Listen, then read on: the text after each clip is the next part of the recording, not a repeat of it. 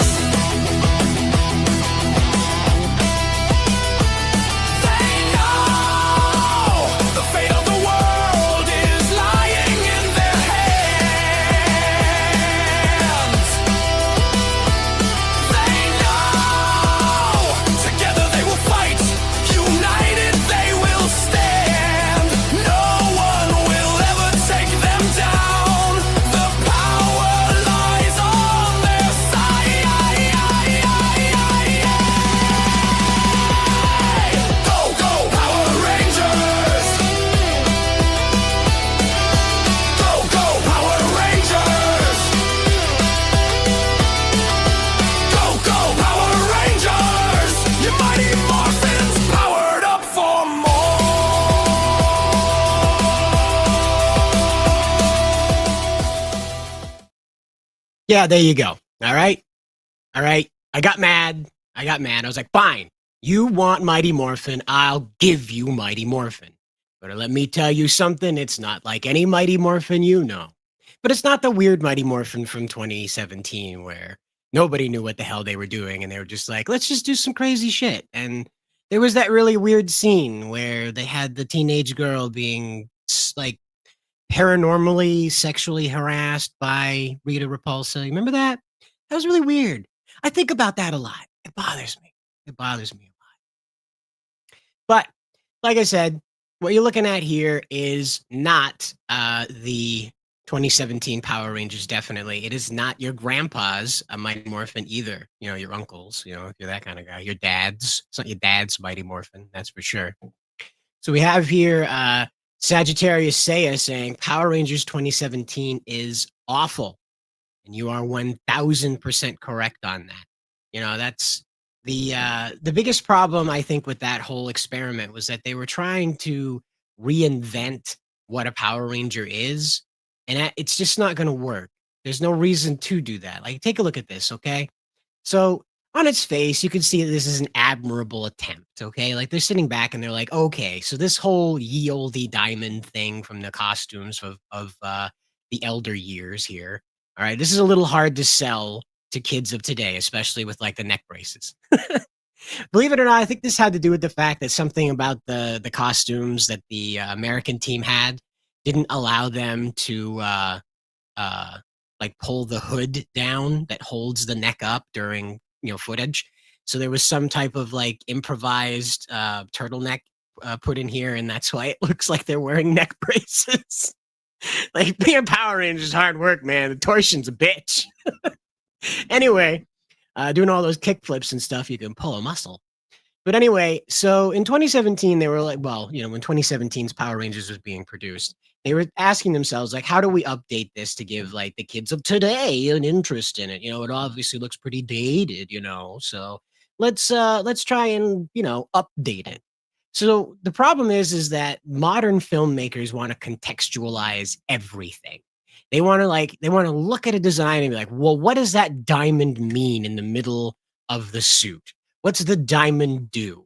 Well, how about it just doesn't do anything and it's just there because it's a diamond? Maybe it's the symbol, right? Maybe that's part of the symbol of the Order of Meridian. Okay? You're going to hear about that a lot as I talk about my fix for this, okay? So if you're not familiar with the Order of Meridian, way back in the War on Eltar, this is when Rita was fucking up Zordon's home world, okay? Way back then, Zordon put together a group of exceptional magic users, mystical warriors, general badasses. And throughout Mighty Morphin, you met various members of them.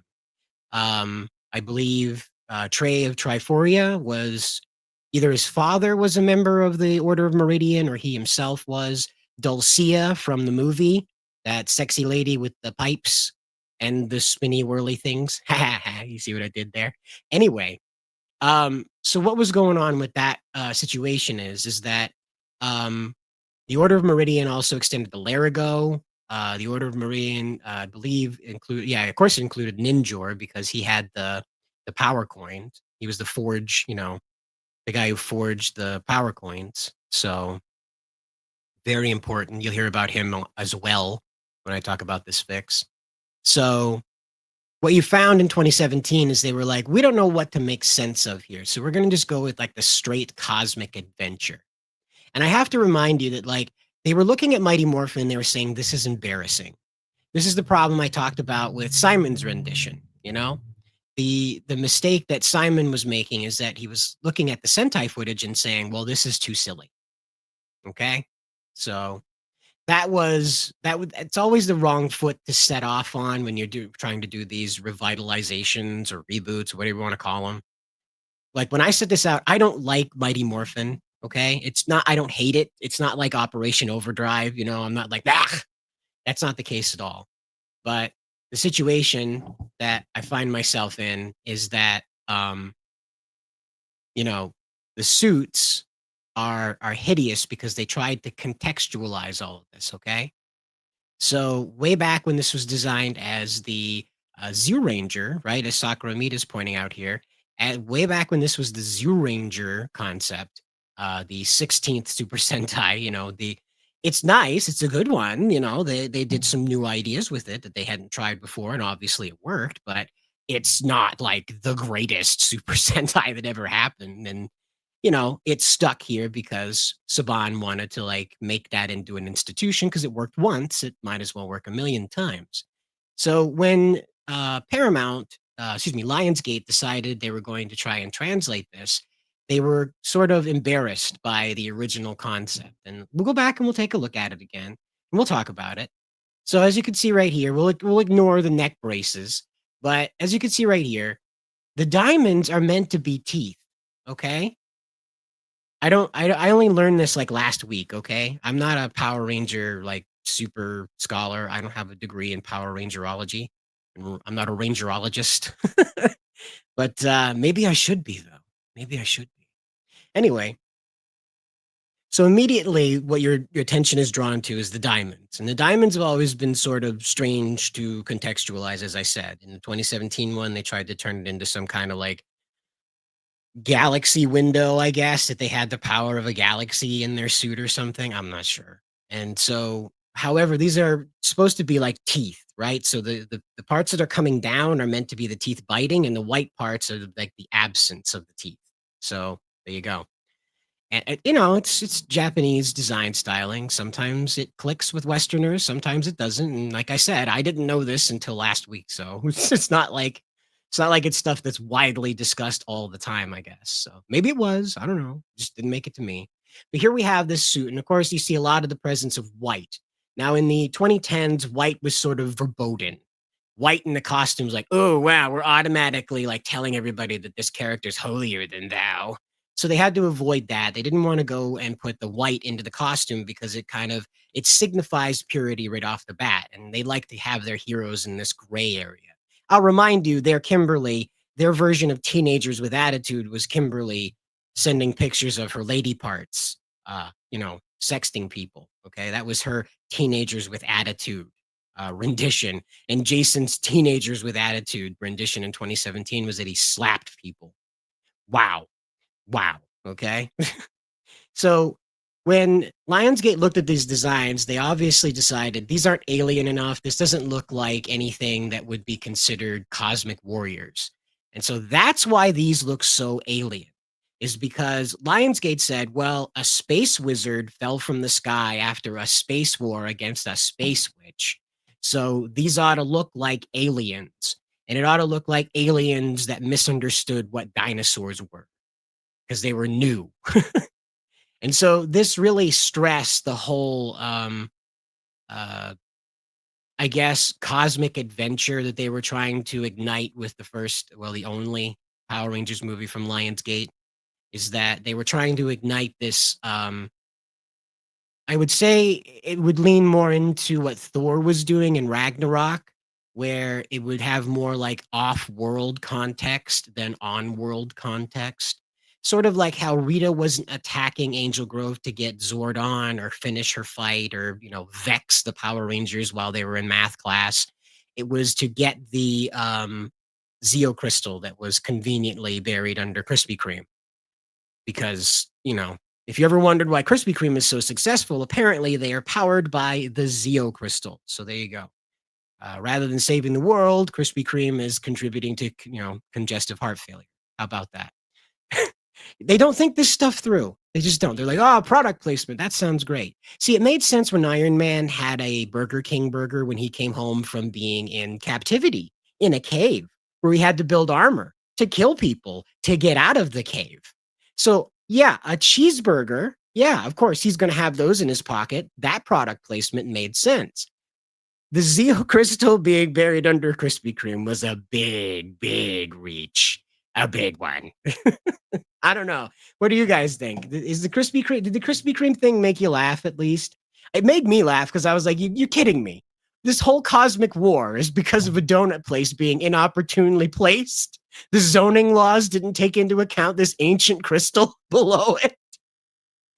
So it also kind of felt like they read a Wikipedia article about Power Rangers and they're like, I got enough. I got it. Guy in a tube, some lady, a Zeo crystal, 5 teenagers with attitude. I got this. The Lionsgate one was trying to do too many things at once, I think. So I Am in Pain says MMPR isn't as great as the franchise keeps showing it. Yeah, well, again, like as with most first things, they're pretty iconic because they're the first. The Model T, for instance, right? And so when you go out and you take a look at like Ford's history, they're proud to tell you about the Model T. They didn't keep making it though. After a while, they had a better idea and a better one and a better one. And eventually, Lee Iacocca gave birth to the Ford Mustang and somebody else decided to give it a fastback. I think it was Carroll Shelby decided it needed a fastback. And ta-da, one of the most iconic American cars came to be alive, right? Now, the problem with MMPR is that it's the Model T, and they're insisting it's the Mustang, and it's not.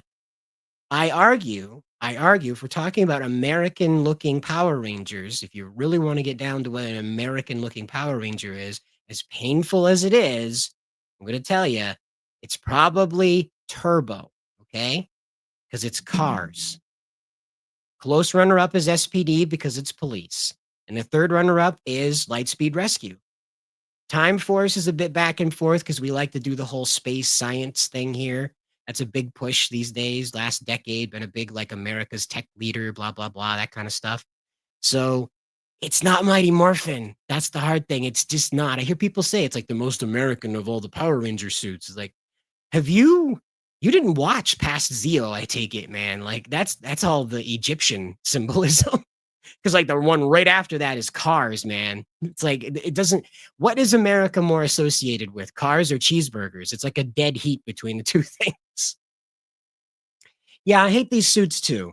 I think about these suits a lot when I think about what this Paramount revitalization of Power Rangers is going to look like, because they always seem to try and contextualize what the hell a Power Ranger is.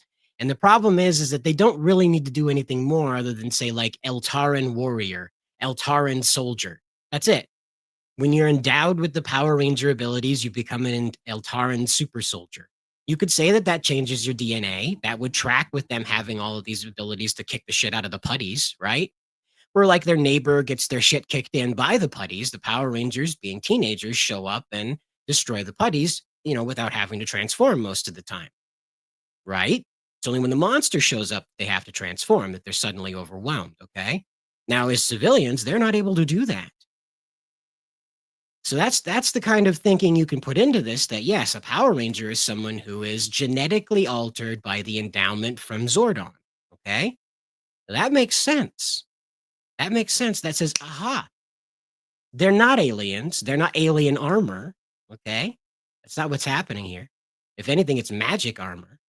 And that magic has altered these 5 teenagers with attitude to be cosmic combatants. Wow. Wow, we've suddenly explained it all, and we didn't have to turn it into these creepy ass suits. Or make Zordon crawl on his fucking gut. Gosh, that was so weird, man. Like, of all the things, like the guy, he fights a war, loses it, crash lands, he's dragging his guts across the ground as his friends are dying around him, and then he ends up trapped in one of those weird, like the pin wall where you put your hand against the wall and your hand comes out the other side and somebody slaps the hand and it hurts. Because we're geniuses like that. Yeah, that's what they did to Zordon. And I hate, gosh, again, overthinking the problem.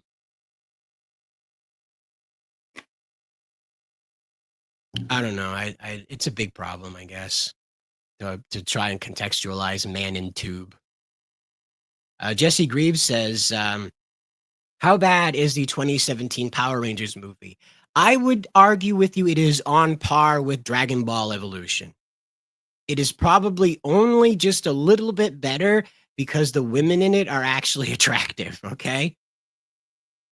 All right, and that gal from Eureka that played the she-cop, the lady Latina cop, her butt is in this, and I definitely approve of that, okay? The rest of her, that's nice too, but especially her butt is in the 2017 one.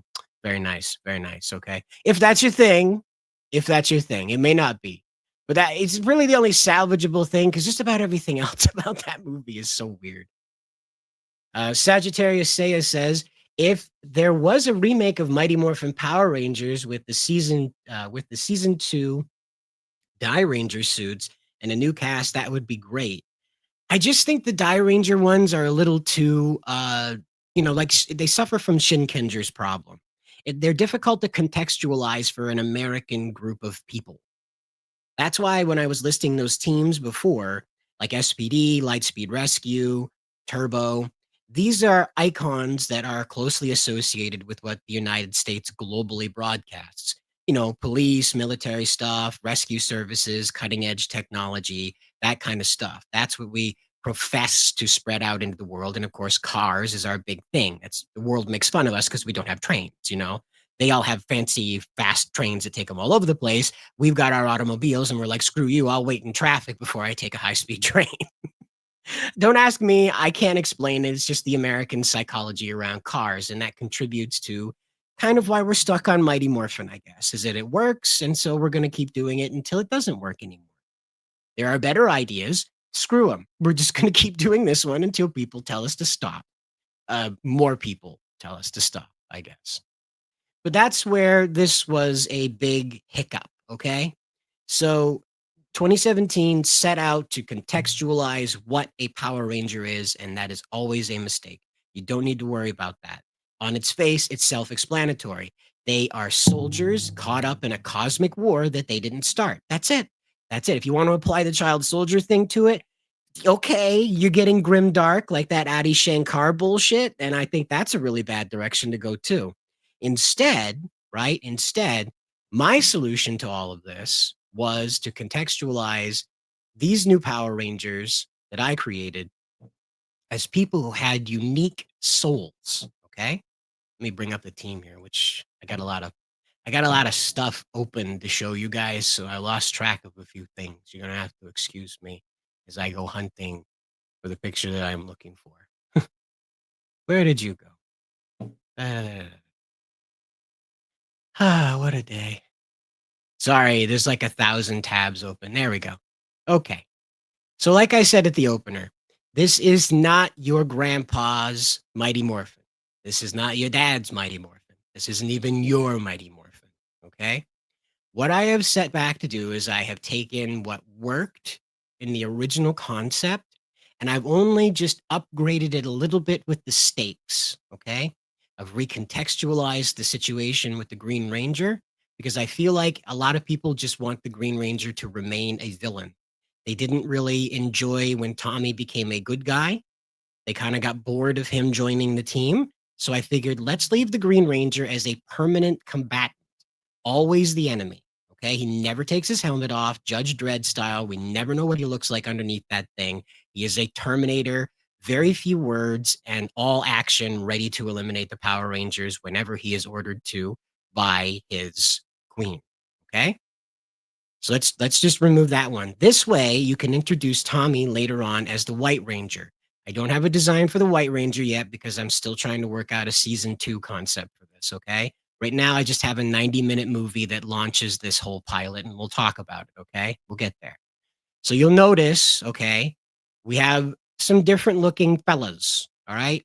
Off the bat, you can see that Lord Zedd's probably the most, demanding figure here. I'd say dominant, but demanding is also a good way to put it. So the reason why I decided to upgrade his look, and it is an upgrade, okay? This once again, I have to go hunting through all of my tabs because I have a bajillion of them open to show you all of these things. And it's embarrassing to have all these tabs open. So where did he go? Anyway, we'll get around to it eventually. We'll find him. There he is. So here's the full Zed, okay? Now, you'll notice that this looks like Muramasa from Shinkenger, okay? Let me just bring up him real quick. I misspelled Shinkenger, that's why. So you'll notice that he looks a bit like Muramasa from Shinkenger. If I can find an image that doesn't suck. There we go. So, ta-da! Looks a bit like Muramasa, okay? Now, what I liked about Muramasa is he just looked like, malevolence incarnate, right? So when he showed up in Shinkenger, I was like, oh, hell yes. This is where it gets real. This guy is the super evil swordsman that is going to take on Takaru. I am ready to go.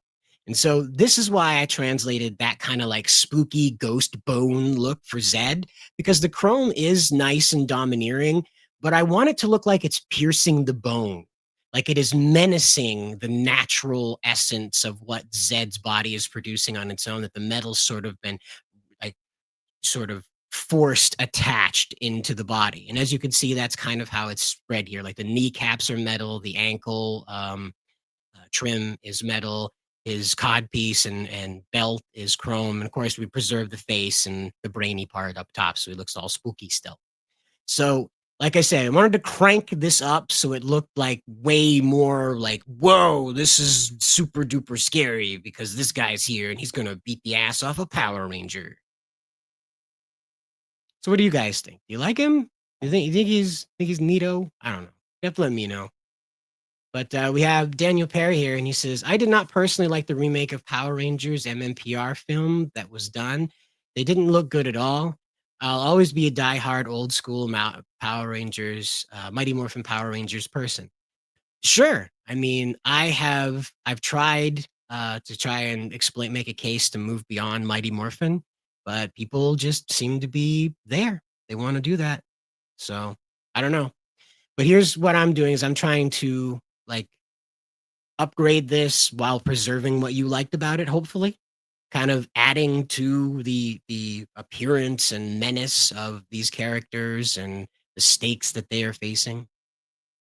So Sakura Mita says, if I remake MMPR, it would be a horror action series where Rita is more like Witch Bandora than MMPR's Rita. Sure. She was a bit of a dick. Kirby says, this character design reminds me of the dancing guy back in the day on the kids show who wore a suit with no skin. Yeah. Yeah, that's Lord Zed. That was kind of the concept behind it. It was like, what could we create to traumatize children? And this is what they came up with for a Saturday morning children's show. Kirby says he had a fro and taught about the body. Oh, well, that's even better. I always thought, gross, man, you can do that with a regular suit on. Yeah, you can do it. Oh, you hate it? I'm sorry. I thought it would look more like, heavy metal. Like Lord Zed is like super duper evil now. He's been like nitro boosted evil. He ate his evil Wheaties today. Yeah, the muscle and flesh does look menacing. Yeah, that was kind of the point of him. Was like they've got Rita and she's a space witch. They've got Goldar, and we'll see. I did an upgrade on him too. And we'll see him, but they got Goldar, and they were like, man, how do we top that? You know. And so they entered Lord Zed into it, and their solution was like, what if we just kind of listened to heavy metal while we were on acid and had a really bad acid trip and just drew the bad acid trip? And that was like Lord Zed was like listening to Kiss, but like on acid, I guess, and then drawing what came to mind. So, yeah, Lord Zed looks dope. So I appreciate that. Like I said, I just want it to look like he's more boosted, more evil. Looks good. He's a bad guy. Oh yeah, he's not a good guy. That's for sure. Okay, can't click it. That's fun. What's going on? Oh, StreamYard froze. That's neat. Skinless creature is disturbing to use it. Yeah, well, again, you know, kids show. I took some inspiration of the Japanese horror movie Sweet Home. Oh, okay. Oh, there's a lot of them out there, the Japanese horror movies. But in that thumbnail there that I had out there, you saw Goldar. And so this was my solution for Goldar. Is I thought the monkey aspect of him should be brought out more to kind of cross over with a little bit more of that Wizard of Oz inspiration that sort of drove his characterization in the show and in the movie. That he was like the flying monkey of the Wicked Witch of the West, and that was kind of like how he was done up. Not necessarily in how he moved and whatnot, but it was how they communicated his relationship with Rita. And so I thought that more monkey-like features would help this. And I also like the fact that the horns came out a little bit more protruding, so it looks like he's got like the devil horns going on. And then I was like, you know what? That doesn't look scary enough. So I was like, brah, how about now, Power Rangers? So yeah, the glowing red eyes really sold it for me. But I thought that the blue would help too, because like there's a lot of like solid Goldar, and I get it, Goldar's in the name or whatever. But the blue in the face always seems so lonely in the design. It just always got neglected. So I figured, what if he had blue armor on there? And so it ended up balancing out pretty well, in my opinion. I like the way that the design of the armor turned out. Of course, there's a lot of gold in the background here on this one. So we'll go back to that one so you can see the colorization a little bit better. But I mean, I like the deep grooves in the armor joints that really show how heavy and clunky the armor is on him. So it really looks like he's like a bruiser, berserk kind of character. And I don't know, it looked like he kind of could deal some damage, you know? Like if there was a cosmic warrior out there, he could definitely screw him up, you know? But Daniel Perry says, now when it came to Tommy, I preferred his Lord Draken variation. Oh yeah, everybody does. Everybody likes Lord Draken. We'll get into this Green Ranger in a little bit here when I'm explaining what's gone on with him. Because that's not Tommy. There's the trick. Wow, it's not Tommy. Who could it be? Who's the Green Ranger? You'll have to tune in and find out, you know? Have to wait and see on this episode of Power Rangers and Chill. You know what? I gotta do that. I should just do that. I should just start like making like hype reels for this, where I do like on this episode of Power Rangers and Chill. I should do that. Then more people would show up.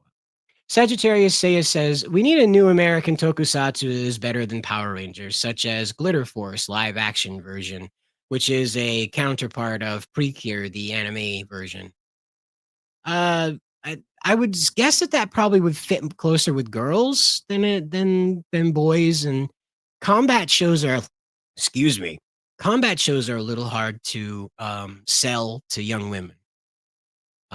They tend not to gravitate toward contests of strength. And so I know in Japan it's a little different because they characterize that stuff, but in the USA, like Totally Spies couldn't really find a solid audience. There was quite a few followers, but its girl audience wasn't very present. Even now, the Powerpuff Girls are still beloved by more men than women. And again, it's because the hyper violence that sometimes took place in that show was very, not fun for little girls. That's, they again, it's the psychology between young men and young women. That's why Barbie movies are usually about Barbie going on an adventure with a horse and meeting somebody and then having an adventure to solve that somebody's problem.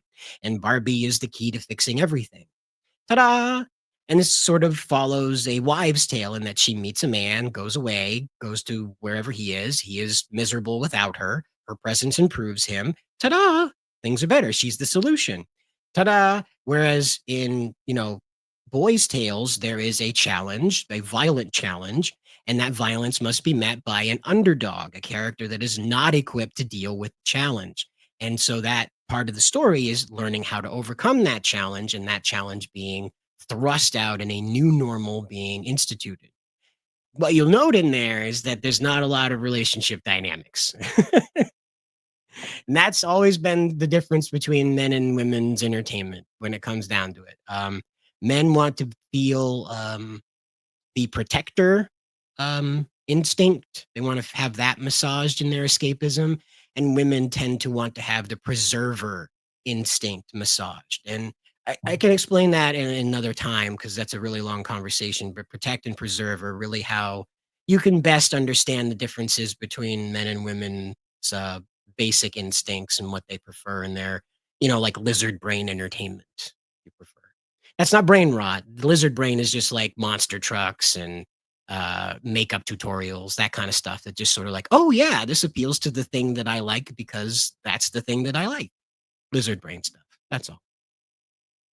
That Goldar looks epic. Yeah, right? Yeah, thank you. I appreciate that.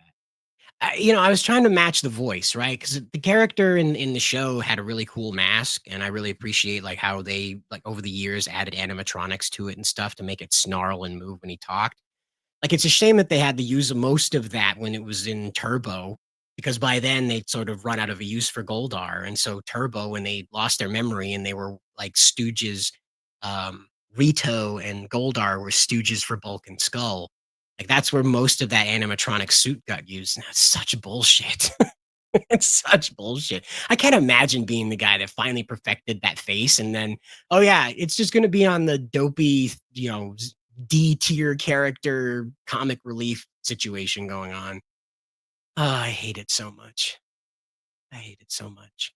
But that's why I wanted to match the voice of Goldar here. So that's why that face looks so much more monkey-y, because I thought that would match the voice coming out of him. So, oh wow, thank you, I appreciate that. Yeah.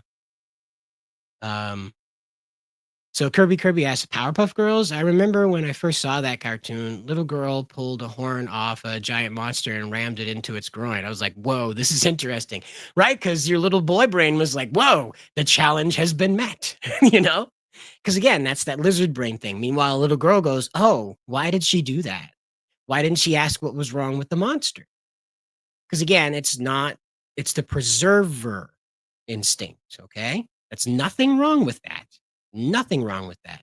That's why we find a lot of women in nursing and caretaking positions, because it's just a natural instinct to preserve life.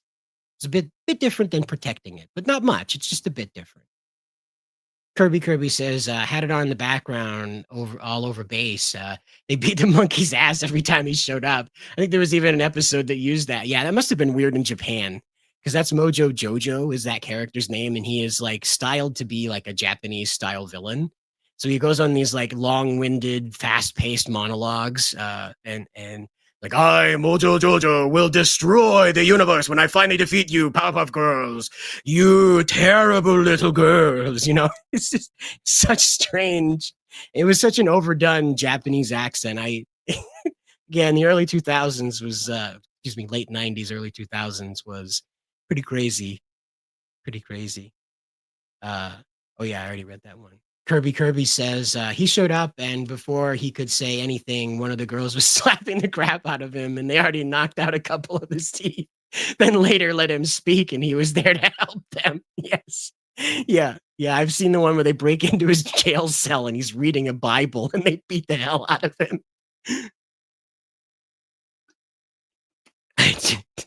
like that. You got to remember, like, this children's entertainment back then, and today as an adult, you're just gonna laugh your ass off at it because, like, it went over your head as a kid. But Sagittarius Saya says, "Is there any way that this is better than Power? Is there any way that this is better than Power Rangers? This whole, I wouldn't say that what I'm doing here is better than the whole of Power Rangers for sure. That's for sure. I wouldn't say that at all. But Sagittarius Saya says Super Sentai will always be better than Power Rangers. Well, of course, it's the originator of the concept. So of course it will be superior because it has a far more superior grasp on the concept. Imagine being once a bad guy, every day some jerk hero showing up to breaking your shit. Yeah, exactly. Right. I think that's in the Watchmen or something where there's like there's a guy that Rorschach just keeps beating the hell out of because he just knows stuff, he's connected or whatever, and he's like, "Why do you do that?" He's like, "'Cause you talk." Yeah, I'm reformed. I don't do it anymore. Mansom says, always hated the idea of the Morphin Grid and Masters. Well, the Morphin Grid's okay, but it's been used like they haven't clarified ever what it is. They've never explained, like, is it a computer? Is it the universe? Is it God? What the hell is the Morphin Grid? They never really confirm it. Between the comics, the video games, the movies, and the TV show, and the multiple iterations of the TV show, neither does anybody else. Nobody knows what the hell the Morphin Grid is. I don't even think the show Bible says. It's just the thing that makes the Power Rangers possible. I guarantee you that's the only line of explanation over what the hell the grid is. I always treat it as the max potential of the universe. So where we call this stuff like dark matter, and it's like a radiation background at the edge of the universe. James Webb Telescope detected this stuff when we first launched it. It is what it is. You think what it is. Some people call it the edge of the Big Bang. That's kind of probably the easiest way to understand it. And so that stuff that's out at the edge of that, we call that dark matter. And so I said, well, why don't we just call that the Morphin Grid? And that's, ta-da, that's the Morphin Grid. The Morphin Masters took that max potential energy and organized it into a system of, usage that energy can be tapped into for various uses. Zordon was the first to weaponize it. And so I like that succession of, like, the Morphin Masters were like, hey, we found a use for dark matter. We're going to use it to grant wishes. It basically is everything you need it to be. It'll make food. It'll make giant robots. It'll make all sorts of cool things. And then Zordon was like, oh no, Eltar is under attack. I'll use the Morphin Grid to make weapons. And then, well, an arms race started. So, your last comment, Sakuramita? I don't know. You took inspiration from Sweet Home? Yeah, I read that one, yeah. But hello, Hibiki, welcome aboard. But back to this here, where we were talking about these guys. So that brings us to the character you're seeing in the background there. We'll go back to this one. The lady in the back, and you'll note that that's not Rita. That is not Rita. How about that? Who is this lady? Okay, well, this is a fusion character. All right, this is a character that was forcibly created by the fusion of two villains. This is Rita Repulsa, you know her, you love her, and this is Vexala. Okay, now Vexala is from a distant future, probably around the time of Time Force, and she is a space witch, like Rita. And so her quest is to take over the future like Aku. Remember Aku? Where he took the samurai Jack, and threw him into the future so he couldn't stop him from taking over the world. That is what Vexala has come back to Angel Grove to accomplish. And she has fused with Rita in order to obtain the power to take over the galaxy now, to be the uncontested super force in the future. Now, I couldn't resist. I couldn't resist. I had to have a little fun with that 2017 Power Rangers. Okay, so here's Vexala kicking the crap out of that 2017 Rita, and then I thought, okay, so the old Power Rangers like to mix that like European fantasy styling with techno new age stuff. Like plated metal walls in the middle of a stone castle, the like techno LED lighting in the middle of a castle, that kind of stuff. So I said, okay, so this is where she pins Rita down and is able to perform the fusion. So there you go. So I introduced this new character in, and when she is in this form, this is when she starts mutating the other villains, and the timeline starts to skew. This is all before the Power Rangers have been activated. This is as Rita is first emerging from the dumpster. Okay. I don't know. I like the idea of like amping up the problem. So now they're not just dealing with, Rita having an axe to grind with Zordon, all right? Now where Zordon is he is trapped in a time prison is probably a better way to put it. Instead of a rip in time where he was caught in a tube and communicating, he's fully imprisoned in time, totally frozen in time. And he's been that way for 10,000 years since this final battle with Rita took place. And so, who's left to deal with this is Dulcia. Okay. So, Dulcia is the mentor to our Power Rangers, not Zordon. Zordon shows up much later on after the Green Ranger shows up. Okay. And again, that's not a bad thing. I just find that people just don't care about Zordon.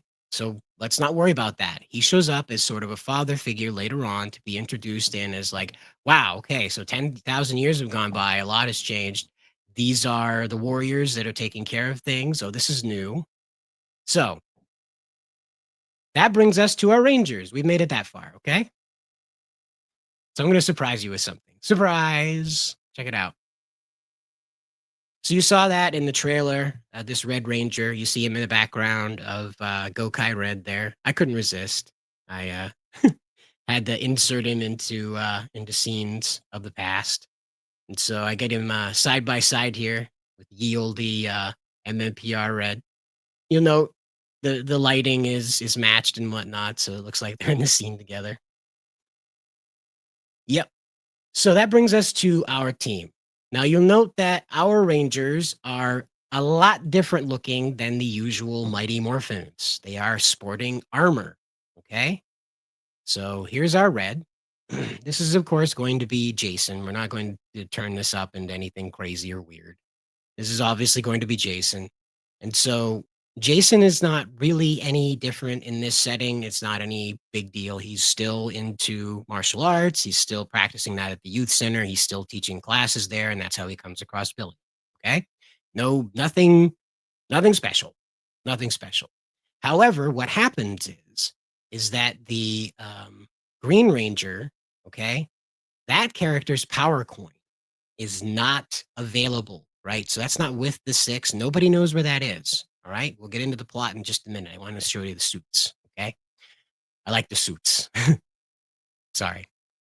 And so here we go. I'm just going to show you the suits and I'll read you the plot. Okay. So here you go. There's the Blue Ranger. There's the Black Ranger. I like the flares it added at the side of the helmet for the ears. I like it's subtle, but you can see that like the elephant ears are back and it has like that square elephant top of the head there. That was so cool. That was so smart. And there's good old Kimberly high kicking, doing what she does best, high kicking. And what I liked is that the wings wrapped around and sort of made that flare in the back too. So it kind of gives it the look of like the pterodactyl has been like hit like a bat on a windshield. Black. It's stuck to the helmet at high speed. I couldn't resist. It amused me that it looked so fun. And then good old Sabertooth Tiger here with Trini or Aisha. I'm not really sure which one. But what I liked about this one is that, as you can see, the tiger, the Sabertooth Tiger thing was just sort of a bit more drawn out, a bit more pronounced. And also the fangs are a bit more layered. So I really appreciated that. I like that look. So Here's the the marketing image, if you will, the image that goes out to sell the brand, you know. And what I liked about this is that the diamond is glowing nice and brightly, and it creates a contrast between these two suits. And I'm going to tell you why this exists in a minute here, okay? So you've met all the Rangers now, you've met all the villains, you know what's going on, okay? So let's get into how this all breaks down. All right. Let me bring up the team again. And let's find a good one. There it is. And we'll talk about this. So the situation that brought this about is, of course, Vexala going back in time. However, there is a bit of context to why the Earth is so vulnerable at the moment. My throat was dry, sorry. So here we go. For 10,000 years, Zordon has been trapped beyond reach, sealed away in a time barrier created during his final battle with Rita Repulsa. When Rita escapes her lunar prison, the universe expects her to return to dominance until a stranger descends like a spider. Vexala, a sorceress from the future, fuses with Rita in a storm of power. From that moment, the galaxy itself bends under a darker will, as Angel Grove becomes the front line in a war that began long before the Rangers were born. With Zordon lost, guidance falls to Dulcea, the last warrior of the Order of Meridian, and Alpha 5, its surviving junior member. The viewing globe chooses 5 teenagers based on the capacity of their souls for good. Awkward, flawed, and untested, they are nevertheless bound by a desire for righteous justice. Teenage genius Billy Cranston has upgraded the power coins, reforged to withstand the battles ahead. Yet one coin is beyond his reach, the green power coin. Hidden centuries ago by Ninjor, who erased his own memory to keep Rita from finding it. Ooh, right? Spooky. But there's more. The green coin lies guarded by the Dragon Zord and by the mighty Titanus, a secret buried in the heart of Angel Grove. But Vexala's schemes outpace the Ranger's growth. In a brutal clash, she captures the green coin and seizes control of the Dragon Zord, crippling Titanus in the process. To wield this power, she forges something monstrous, an entirely evil Green Ranger construct, born from the heart of Dark Spectre himself, and bound to her command. The result is not a corrupted hero, but a living weapon, designed to shatter the Rangers' unity. The Ranger's journey becomes more than weekly battles. It is a treasure hunt across the Order of Meridian's legacy. Every victory unearths pieces of Zordon's mysterious hidden past, and every mistake strengthens Vexala's grip on the future. With Zordon's return uncertain and Vexala's empire expanding, the fate of the galaxy hinges on 5 souls chosen by light in a war born of darkness. Yeah, right? Yeah. Yeah, right? Right? Yeah. I thought so. I don't know. It sounds cool to me, but whatever. But Fusion Power Ranger Villainous. Yep. Yep, something like that. Abba Red Pants. Yeah. Well, also on the side too. Inspiration from Dino Thunder here in the US, of course. That's Abba Ranger. We had Dino Charge also was added into this, and Rhea Soldier. There's influences of them all over. We'll look at the individual suits in just a minute here. I've got them lined up. As I said, I have a million tabs open right now. That's why it's been hard to find things. But have you watched Akiba Ranger? Of course I did. It was hilarious and incredibly awkward because I found myself like in that red guy's shoes quite a bit. Not in the parts you'd expect. Just to really like when he runs into the Red Rangers, I found myself like relating to that too much, you know, a little too much. But so that's the premise that we're working with here. Okay, that's the initial premise of what's going on. All right. Now I've recontextualized this into a 90-minute movie overview. Okay. So this would be intended to go out into movie theaters the way that Power Rangers, the movie did way back in the 90s. and it would act as a relaunch for the whole process. So that way you save on the pilot movie, you pay pilot show, whatever, trying to get Netflix interested. You go right to the movie theaters with this, streaming services, bing, bang, boom. Okay. And it's a huge affair that you get to promote. So this is the way the movie would work with this. Okay. So here we go. The film opens on a distant battlefield 10,000 years ago, where Zordon and Rita Repulsa's final clash distorts reality itself. Zordon vanishes into a time barrier while Rita is sealed into a lunar prison. When Rita escapes that prison in the present day, the universe braces for her return until a figure of dread appears, Vexala, a sorceress from the future who fuses with Rita in a storm of power. Her arrival warps the balance of the galaxy, and Angel Grove becomes the stage for a war older than humanity itself. With Zordon lost, the duty of awakening new defenders falls to Dulcia, the last living warrior of the Order of Meridian, and Alpha 5, its surviving junior member. Now, I already explained how this all went, okay? So let's get into how this works with the teenagers. And it says, the teenagers struggle to unite as a team, even as Angel Grove begins to fall under Vexala's creeping influence. Her forces hunt for the green coin, which lies guarded by the Dragon Zord and the mighty Titanus deep beneath Angel Grove's forgotten caverns. All right, so we've got Hollow Earth in here now. When the Rangers are forced into battle before their training is complete, they suffer a devastating loss. Vexala seizes the green coin and captures the Dragon Zord and leaves Titanus shattered in a brutal assault. From its stolen power, she forges something new and horrifying, an evil Green Ranger construct born from the heart of Dark Spectre and engineered to destroy the team. So there you go. The climax sees the Rangers facing Vexala's creation in a desperate battle that pushes them to the brink of collapse.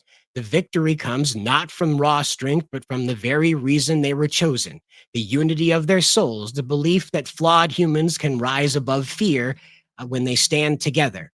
Though they force Vexala back and weaken her hold on the Green Ranger construct, Angel Grove lies scarred, Titanus broken, and Zordon is still lost beyond time. So there you go. That's a 90-minute movie. Doesn't take that long. And Hasbro just can't do it. They can't make that leap, I guess. I don't know. So, like I said, it's meant to relaunch everything, to recontextualize it, and to just bring it back to ground level. So we're out of this trying to like alienize the Rangers and things like that and make the suits look all creepy and weird and whatnot. And instead, we're back to, 5 teenagers with attitude and the uniqueness of these 5 teenagers up against what's going on with, Rita, who is now fused with Vexala. So Kirby says, what do you think about teaching the kid receiving their power separately and using and learning it by using said power for what they perceive as right in their lives? And then they run into each other through this. You could have the power handed down through generations. Zordons existed on the planet in the regular lore. Zordons existed on the planet for at least 65 million years.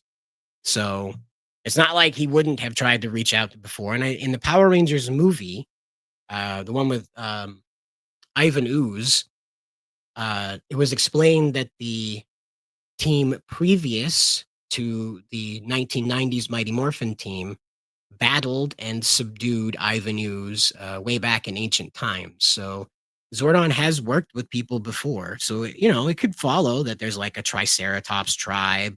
You could follow what happened with Rhea Soldier and just sort of transplant that into it where they're separate tribes and they meet up when danger happens and they form around the Tyrannosaurus, who has been like classically the centerpiece to the whole kingdom hierarchy. Kind of the superpower among the kingdoms. That makes sense, sure. There's someone like me, and through helping each other, they become a team and find out their problems is smaller to a larger one. Sure. Like I said, there's nothing wrong with them coming from like different tribes and things like that. So that's what I was trying to do, is sort of melt it down into a movie. I was trying to make sure that we just kind of melt everything into a 90-minute movie, and then you can launch into a full series. So again, the concept is like modern teenagers are chosen because they are of a unique type of soul. And this way, it kind of makes excuse why these teenagers are chosen and not military age men who are serving in the Marines who would be far more physically capable of thwarting a space witch. But instead, it's these teenagers who hang out at a juice bar that are chosen, and it's because of their capacity for good. And what unites them already, their friends existing already, is that they have a mutual belief in doing righteous good. So, you volunteer, you teach kung fu, you teach gymnastics, you help kids, that sort of thing, which is all the stuff that the Power Rangers, the Mighty Morphins were doing throughout the series in the backdrop before the danger happened. And that's my thinking is just, stop trying to make this into some big cosmic war and melt it back down into teenagers defending their hometown, semi unaware of the cataclysm above them in the sky, in space, out there with Rita. It's not that Zordon would keep them in the dark or Dulcia would. It's just, how do you contextualize a space war to a 16-year-old in California? Like video game, I guess. It's like Halo. Halo's happening out in space. It's still not enough to like hit him with the gravity of like, by the way, video games are real, and a space witch is awake on the moon, and she almost killed the floating head guy. So that's what I wanted to do with this, was melt it into something that could launch into the series. That way you had like the footing to tell everybody like, hey, by the way, this is the beginning of the story. This isn't the whole story. The next movie that came out could just follow along with what happens in the series. And again, keeping them in tandem, because the series will be on the same streaming services as the damn movie will be on. Ta-da! So you have the movie that contributes to the TV series, and they work in tandem to advertise each other. Ta-da! Every release of the Power Rangers series that comes out can have that movie with it because it's part of the series itself. Ta-da! Right, they're bored in their hometowns. Exactly. So this takes that experience of being like, ho hum, I am doing my best to make my life interesting by being a volunteer. And that takes that and amps it up into like, hey, want to get involved with the space war? Congratulations, you have a giant Tyrannosaurus Rex to drive around now. Metal Tyrannosaurus Rex. You wouldn't have to leave home then to have an exciting life. You could just, show up to the command center. Everything's cool. But like I said, we'll take a look at those suits. We'll get a closer look at them. Wherever I put them. They're somewhere around here. I know it. So there it is. So I did a side-by-side of what I designed here, okay? So I kept the toys in mind because I wanted to make sure that this had like, it would bait Hasbro if anybody ever saw it. Like, I don't know. If you know anybody at Hasbro, let them know that I've got the solution. But here we have it, the side-by-side here. And so 1993, you have the basic, Zoo red suit, Zoo Ranger red suit, doing his thing, looking all menacing. Then over here, what happened with this is that when I decided that Billy upgraded the suit, it would be like adding on to like an ancient armor. You wouldn't really know how to change the armor itself. You'd only be able to know how to add on to that, attach things to the armor already. And that was the context I applied to this, is that Billy had the original Eltaran super soldier suits to work with, which is, what the 1993 suits would be. And his upgrade on them in order to combat this, Vexala threat, which is so much greater than Rita, is to add on to the Eltaran super soldier suits. So, ta-da, that's why they look so jacked up and armored. And this is because it's like, for a human, right, we want to lean into more of that European fantasy that made Power Rangers so interesting. And a lot of that was like translated into the human rationale in Power Rangers. That European fantasy was sort of funneled through that lens of human rationale. And so the armor aspect of this is applied because, humans are like, oh, we're going into war? Well, we need armor. So rather than the, supercharged morphing grid energy, whatever you want to call the Power Ranger suits that spark when they get hit with stuff. I always figured it was just weaved together Morphin grid energy, and that's why it sparked, is because you interrupted the energy flow and it went zap because you did that. I know it's very basic rationale, but whatever.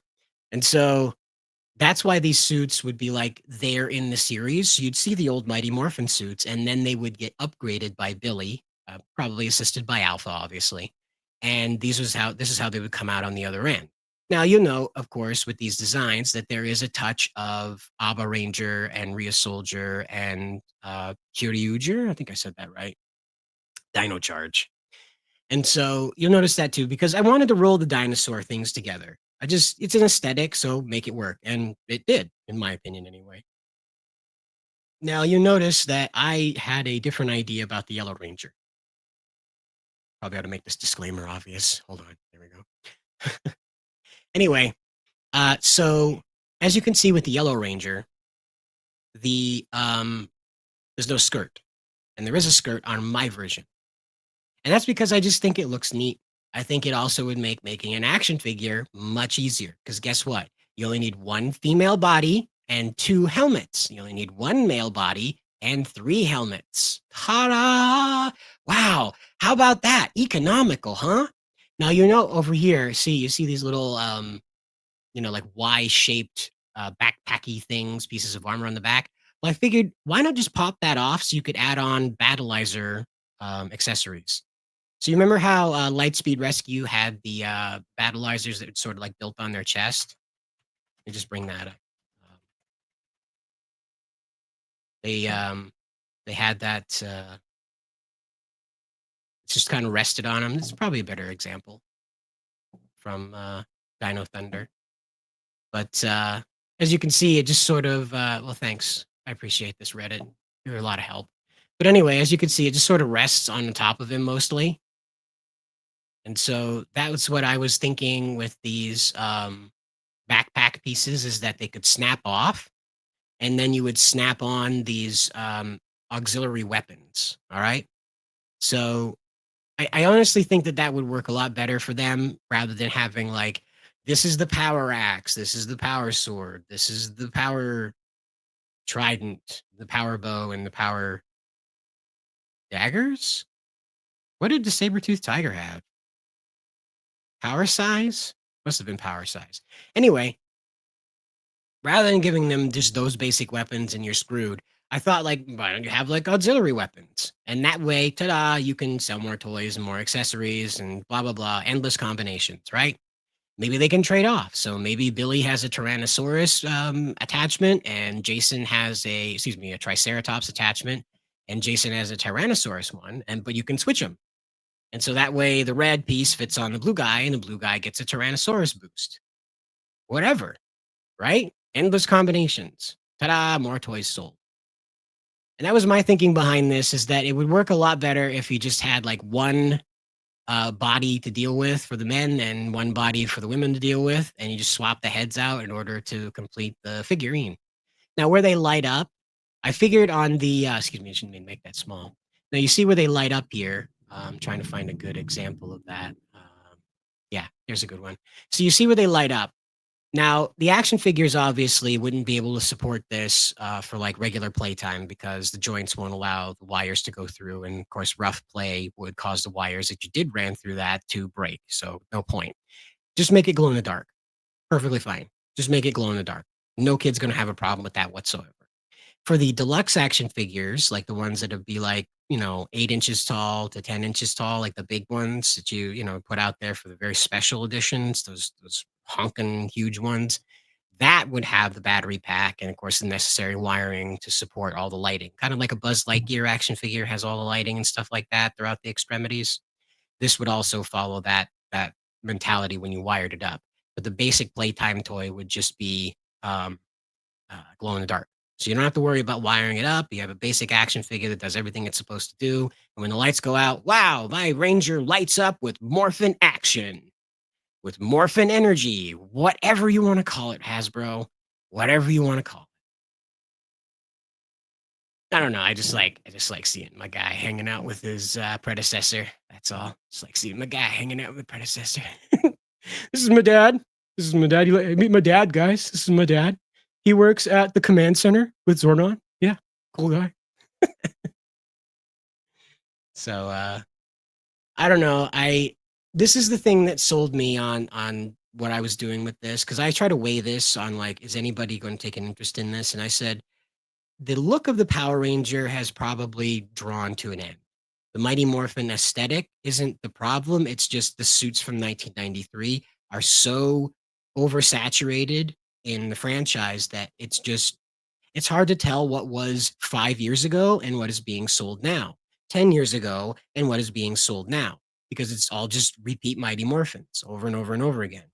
And so I said, well, let's just divorce ourselves from that entire look, but bring it back to where you can't mistake this as anything other than a Mighty Morphin Power Ranger. So I don't know. I think I communicated it pretty well. You look at that, it's hard to tell that that isn't the Mighty Morphin Red Ranger. Am I right? Huh? Probably not. I don't know. But that's what you're looking at here. That was my version of this. And this is, again, the power of the AI that I'm working with. It's able to do this kind of stuff. I don't know.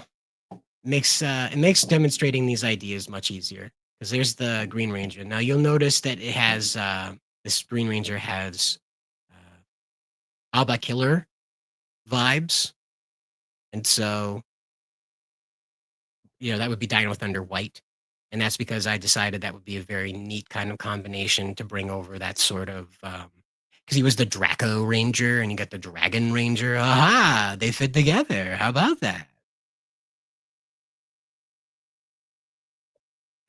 So, yeah. See if I can bring up his design. Where did I put that? It's around here somewhere. I know it is.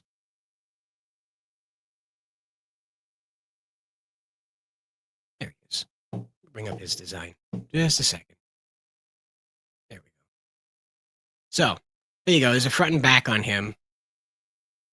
And so he's also got the light up parts, but of course they're more menacing and less position. Of course they glow green on him. They glow green on him rather than the white that glows on the other Rangers. As you can see, the white on his suit has been minimized down to the gloves and boots and just present on the neck and helmet a little bit. Most of it's been preoccupied by the gold now. And I just thought it made him look like more, I don't know, modern. Not necessarily evil. It just made him look more modern.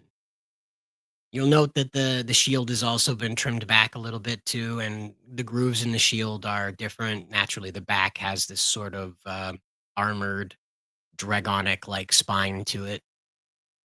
And the dagger's longer, of course. Because I thought it would be neat if it telescoped out into a sword.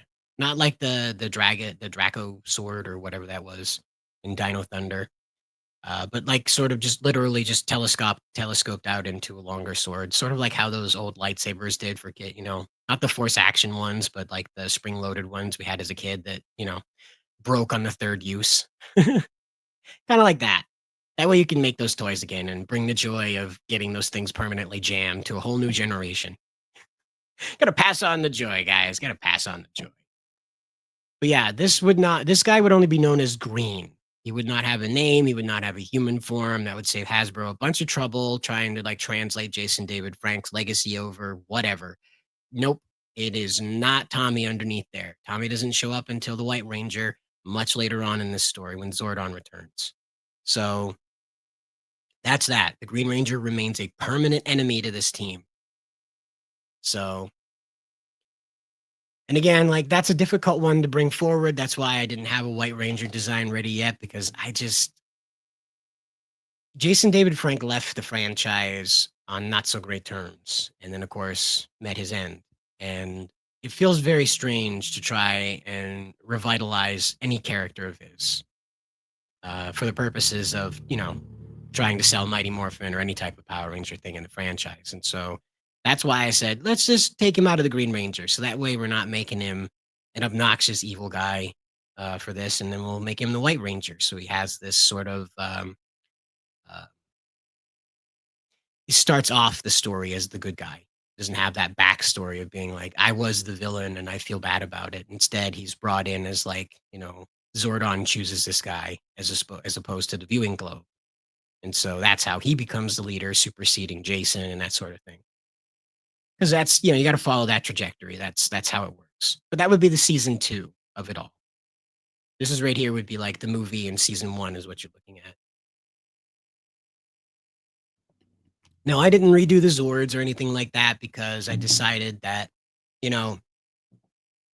Hasbro is really going to make a lot of money on those as opposed to the individual Ranger figures. So I'll just leave that up to them. They can figure it out. They're smart enough. Right? They're smart enough. I had that other picture around here. I just have so many damn tabs open. It's hard to tell where everything is. But yeah, and so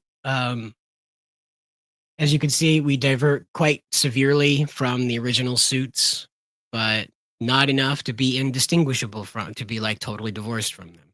The colors are slightly different, in my opinion, improved. I don't like the Tyrannosaurus blue in the original Mighty Morphin. It's too dark. And of course, the Green Ranger is much more menacing in my setting than in theirs, in the previous one. Because I borrowed the helmet design from the Bat in the Sun helmet.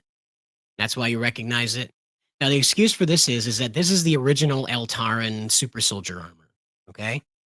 And so what this means is that unlike the upgraded armors that you see the Red Ranger and the other Rangers wearing here, is that he has not been upgraded.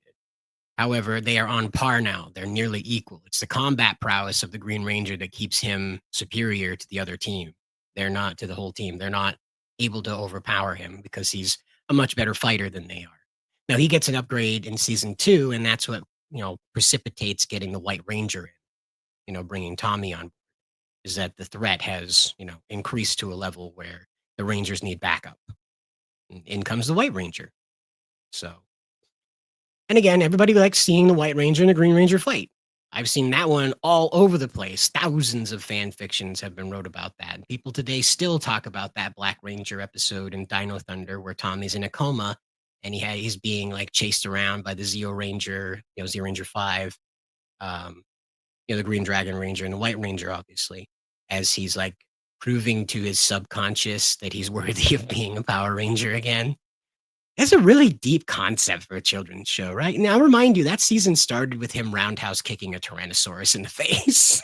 And then they're like, by the way, he has to fight a battle against himself because he's all midlife crisis-y. You gotta love it. You gotta love it. But that's that, I guess. I appreciate you stopping by. I played the Gokaiser adaptation at the beginning of Star Strikers, but I guess I'll save that one for another time, and we will pick this up another day.